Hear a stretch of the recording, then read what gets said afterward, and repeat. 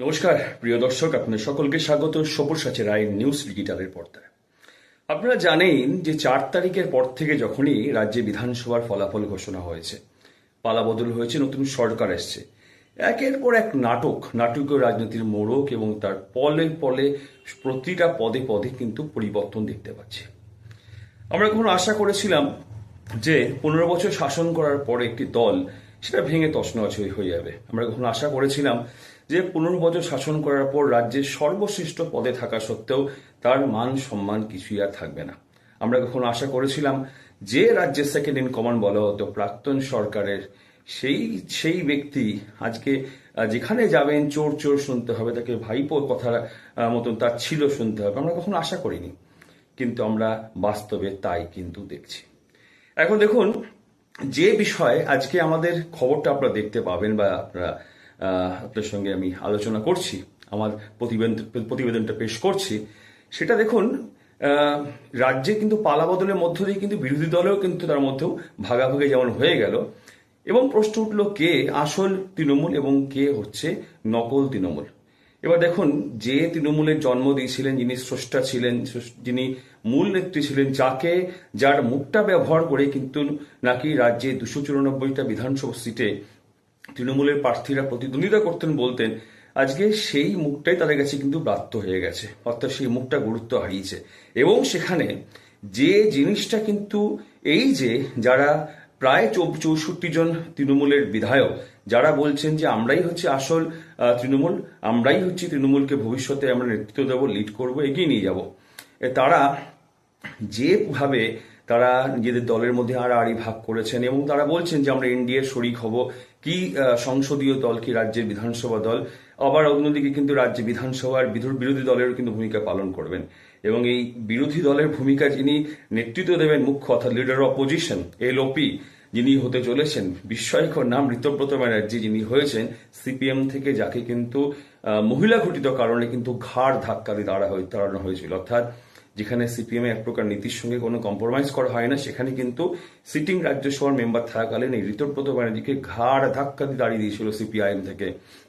তখন তিনি A B বলে, ক্যাপ্টেন বলে, সেই বড় একটা ফুলের তাকে একটা তোড়ন দিয়ে কিংবা বড় একটা কেকের মধ্যে ক্যাপ্টেন লিখে বি লিখে তাকে সংবর্ধনা দিয়ে অভিষেকের সঙ্গে একটা লিঙ্ক করে সে তৃণমূলে জয়েন করে, যথাযথ কিছুদিন রাজ্যসভার মেম্বার হিসেবে তার যে মেয়াদ পূরণ করে এবং বিধানসভার টিকিট পেয়ে বর্তমানে বিধায়ক হয়। অর্থাৎ দেখুন, যে কিছু বছর আগেই তৃণমূলে জয়েন করেছে, যে কিন্তু আজকে তৃণমূলের পুরোপুরি বিধানসভার টিমটাকে এক প্রকার হজম করে নেতৃত্ব দিয়ে এবং সে বকলমে কিন্তু রাজ্যে বিরোধী দল হয়ে, অর্থাৎ নামেই বিরোধী দল, আসলে কিন্তু সেই অর্থে বিরোধী দলের কোনো অস্তিত্ব থাকবে না, যেহেতু তারা ইন্ডিয়ার পার্টনার হয়ে যাচ্ছে এবং এক প্রকার পোষ্য বিরোধী দলের ভূমিকা পালন করারই তাদের কিন্তু মূল উদ্দেশ্য। এখন প্রশ্ন যে কেন এই যে 64 জনের টিম তৃণমূলের, আরো যারা সংসদের দলের আছে তাদের কথা বাদে দিলাম, যে তারা কেন চাইছেন যেন তেন প্রকারে রাজ্যের বিজেপি সরকারের সঙ্গে কিন্তু একটা সদ্ভাব বজায় রাখতে। মূল উদ্দেশ্য একটা, এরা বিভিন্ন ঘটনা অভিযুক্ত, চুরি হোক, জোচ্চুরি হোক, তোলাবাজি হোক, পার্সেন্টেজ খাওয়া হোক, বা এই ঋতব্রত ক্ষেত্রে বললাম যে মহিলা ঘটিত ব্যাপার হোক, তারা চাইছে তাদের বিরুদ্ধে যদি আজকে তারা পুরোপুরিভাবে আদি তৃণমূলের সঙ্গে যুক্ত থাকে, তাদের বিরুদ্ধে পুলিশি হয়রানি ইনকোয়ারি হবে, ডেকে পাঠানো হবে, যেটা আজকে ভাইপোর সঙ্গে চলছে, বা তৃণমূলের মূল স্ট্রিমের সঙ্গে যারা থাকা তাদের সঙ্গে যেটা হচ্ছে সেটাই হবে। নিরাপত্তা কমিয়ে নেওয়া হবে, নিরাপত্তা কেটে দেওয়া হবে। এবং দেখুন, যখনই তারা কিন্তু বকলমে ইন্ডিয়ার শরিক হওয়ার এবং পোষ্য বিরোধী দল হওয়ার জন্য এদের ঘোষণা করলেন, সঙ্গে সঙ্গে অনেকের নিরাপত্তা বেড়ে গেছে এবং তারা মনে করেন পুলিশি হয়রানি, চোর চোর শোনা, চুরি করেও চোর চোর না শোনার যে বাসনা, এর থেকে বোধহয় নিজেদেরকে বাঁচানো যাবে। এই হলো মূল উদ্দেশ্য কিন্তু এই তথাকথিত বিরোধী দল হিসেবে যারা বর্তমানে কাজ করা শুরু করেছে। এখন এই বিষয়ে কোনো সন্দেহ নেই যে রাজ্যে সেই অর্থে বিরোধী দলের ভূমিকা হিসেবে যেটা আগ্রাসী থাকা উচিত, সেই অর্থে কিন্তু এরা, অর্থাৎ ঋতব্রত নেতৃত্বে যে তৃণমূলের থেকে বেরিয়ে যাওয়া যারা বিরোধী দলের ভূমিকা পালন করতে চাইবে, তারা যে সেই অর্থে অতটা অগ্রসী হবে, তারা যে বিভিন্ন বিষয় আইনের মাঠে ময়দানে কাঁপাবে, এটা প্রত্যাশিত নয়। তার কারণ বাড়াবাড়ি করলে পরেই সিআইডি সিবিআই সবই আছে, রিলিজ দেওয়া হবে এবং এ হবে।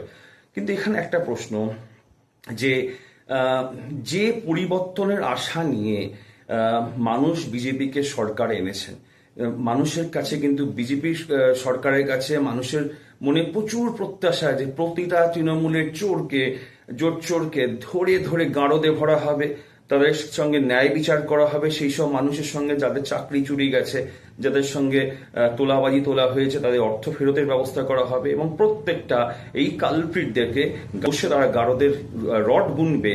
তারা এই দিনটা মানুষ কিন্তু প্রত্যাশা করেছিল বিজেপি সরকারের কাছ থেকে। এখন সত্যি মন ভাঙার মতন ঘটনাই কিন্তু হয়েছে যে আদৌ কি যারা এই নব্য তৃণমূল বলে বিরোধী দলের ভূমিকা পালন করবে, তাদের বিরুদ্ধে যে রাশি রাশি অভিযোগ, তার বিরুদ্ধে কতটা তদন্ত হবে?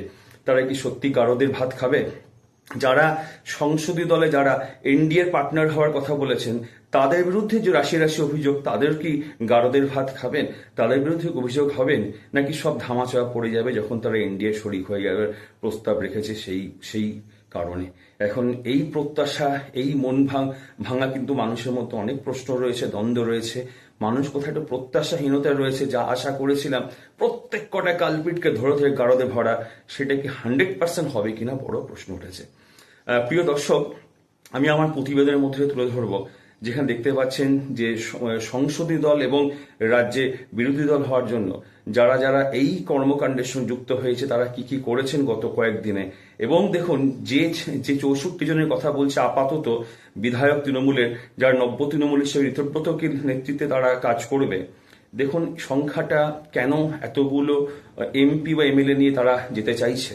যেটা আমাদের কাছে রাঘাত চাড্ডা কদিন আগেই একটা বড় উদাহরণ আছে, প্রায় 10 জনের আপের সাংসদের মধ্যে রাজ্যসভা থেকে প্রায় 7 জন বিজেপিতে শিফট করেছে। নিয়ম বলছে অ্যান্টি ডিফেকশন ল বা দল ত্যাগ বিরোধী আইন, যেটা আমাদের সংবিধানের 10 শিডিউলে আছে, 10 নম্বর শিডিউলে আছে। রাজীব গান্ধী যখন প্রধানমন্ত্রী ছিলেন সেই সময় 1985 সালে কিন্তু একটা অ্যামেন্ডমেন্ট অ্যাক্ট পাশ করার মধ্য দিয়ে, 52তম অ্যামেন্ডমেন্ট অ্যাক্ট পাশ করার মধ্য দিয়ে কিন্তু তৎকালীন সময় রাজীব গান্ধীর সরকার এই দলত্যাগ বিরোধী আইনটা পাশ করেছিলেন। আয়ারাম গয়ারাম একই দিনে 3বার দল পাল্টেছিলেন, সেখান থেকে কিন্তু আইনটার সূত্রপাত হয়েছিল। যদিও আইনটার মধ্যে বহু ফলস আছে এবং থাকা না থাকা এক প্রকার কিন্তু অর্থহীন, অর্থাৎ সেই অর্থে আইনটা গুরুত্ব নেই বলা যায়। এবং পরবর্তীকালে কোনো সরকার সেই আইনটাকে সংশোধন করে আরো শক্তপোক্ত করার কিন্তু কথা ভাবেনি, কারণ ভাবলে বিপক্ষ কোথায় হবে? এই যে ঘোড়া কেনা বেচা সরকার গঠন করতে গেলে, বিভিন্ন বিল পাশ করতে গেলে, সেটা যদি 100% পিওর ল হয়, অ্যাক্ট হয়, বাস্তবে সম্ভবপর হবে না। এখন এরা কেন চেয়েছে যে লোকসভার বেশিরভাগ সদস্য নিয়ে তারা শিফট করুক বা বিধানসভার? একটা উদ্দেশ্য, আমাদের দেশে সংবিধানের নিয়ম আছে, যদি মোট সদস্যের কোনো একটা দলের নির্বাচিত এমএলএ হোক বা এমপি হোক, মোট সদস্যের 2/3 2/3 যদি একসঙ্গে শিফট করে অন্য কোনো দলে যোগদান করে বা অন্য কোনো প্ল্যাটফর্ম তৈরি করে, অন্য কোনো পার্টি তৈরি করে, তারা কেউই কিন্তু ডিফেকশনের আওতায় আসবে না, অর্থাৎ দলত্যাগ বিরোধী যে আইনটা সেটার আওতায় আসবে না। অর্থাৎ ধরুন এই যে ঋতব্রতর নেতৃত্বে তৃণমূলের যেটা অংশটা, বা ধরুন ওদিকে কাকলি ঘোষ দস্তিদার নেতৃত্বে যে তৃণমূলের অংশটা সংসদীয় দলে, এরা যদি মনে করে যে আমরা বিজেপিতে জয়েন করে যাব, কোনোভাবে ডিফেকশন আওতায় পড়বে না। নতুন দল তৈরি করব, কোনোভাবে ডিফেকশন আওতায় পড়বে না। এরা তৃণমূলের মধ্যে থাকবে এবং পুরো তৃণমূলটা হাইজ্যাক করে নেবে, তাহলেও কিন্তু সেখানে বিচারে কিন্তু প্রশ্ন উঠতে হবে যে এটাও কিন্তু বাস্তবে হতে পারে। অর্থাৎ নিজ দলেই কিন্তু বাধ্য হয়ে পুরোপুরি ফেলনা হয়ে যাবে কিন্তু ভাইপো অভিষেক এবং মাননীয় প্রাক্তন মুখ্যমন্ত্রী মমতা ব্যানার্জি। অর্থাৎ তারা কিন্তু বাতিল হয়ে এই দুদিনকে যারা এসছে তারাই দলের আসল মালিক হবে, কর্তৃত্ব পাবে, সেটাই কিন্তু হওয়ার পথে এই আইনের সুবাদে।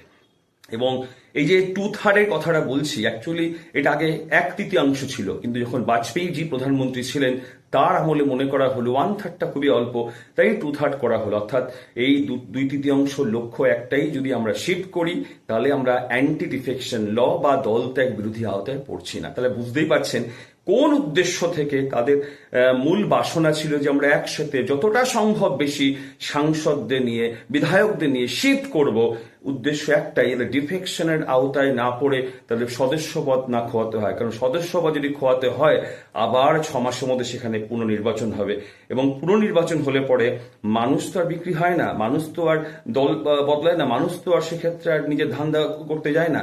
তাহলে সেক্ষেত্রে যে ভোটের ফলাফল কি হতে পারে তা কিন্তু এই লোকগুলো জানে, যারা কিন্তু নব্য তৃণমূল গঠন করার পথে হেঁটেছে। এখন আমাদের সাধারণ মানুষের এটাই প্রত্যাশা, বিজেপি সরকার প্রতিটা কালপ্রিটকে, তৃণমূলের প্রতিটা চোরছাচটাকে ধরে ধরে জেলে ভরবে, তাদের প্রাপ্য শাস্তি দেবে, মানুষের সঙ্গে ন্যায় বিচার করবে। বাকিটা সময়ের উপর নির্ভর করছে, কি হবে, কোন দিকে জল কোন দিকে গড়ায় আমাদের হাতে কিছু নেই। আমরা শুধু দেখব এবং আমরা ভবিষ্যতের জন্য বিভিন্ন অভিজ্ঞতা আহরণ করব। ততক্ষণ সঙ্গে থাকুন, দেখতে থাকুন প্রিয় দর্শক, এবং অবশ্যই আপনার মতামত জানাতে ভুলবেন না, এবং অবশ্যই আপনাদের গুরুত্বপূর্ণ মতামত নিশ্চয়ই দেবেন শুভসচী রায় নিউজ ডিজিটালের পর্দায়। ধন্যবাদ।